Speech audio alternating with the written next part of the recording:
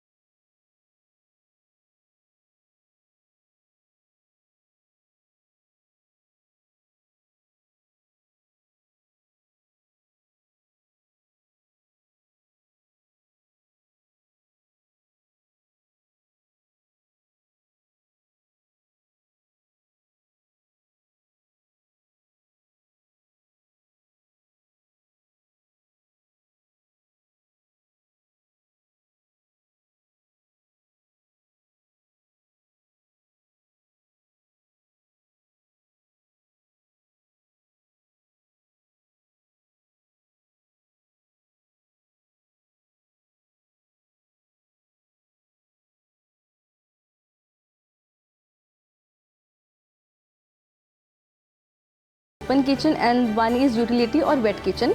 So the idea behind the design is we want to have more and more interaction places inside the house. So जब आप kitchen में काम कर रहे हो एंड लोग फैमिली मेम्बर्स आपके लिविंग एरिया में बैठे हैं, सो ओपन किचन से हमें सेंस ऑफ इंटरेक्शन, हमारी स्पेस ज़्यादा बढ़ रही है and we can interact very easily.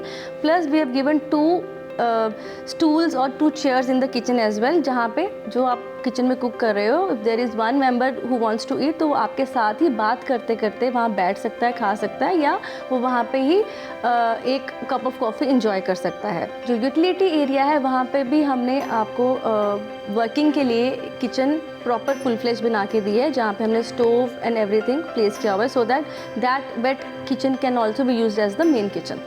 Puja room को हमने लिविंग एरिया का पार्ट बनाया हुआ है, सो दैट पूजा रूम की जो पॉजिटिव वाइब्स हैं वो हम लिविंग एरिया में बैठे बैठे भी इंजॉय कर सकते हैं.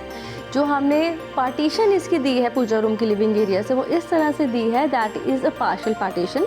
When the puja room is lit from the inside, आप देखेंगे कि लिविंग एरिया में बैठ के भी आप पूजा रूम को देख सकते हैं एंड उसकी पॉजिटिवनेस को आप फील कर सकते हैं. But at the same time जो हमने CNC का डोर दिया है with PU paint over it, उससे आपकी पूजा रूम की लिविंग एरिया से एक ब्यूटीफुल सी सेग्रीगेशन भी हमने कर दी है.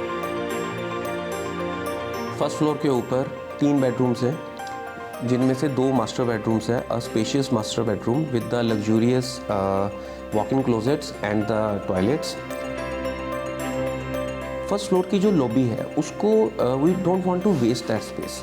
तो हमने फर्स्ट फ्लोर की लॉबी, इन जनरल क्या होता है कि घरों के अंदर वेस्ट हो जाती है, तो we want to utilise that effectively.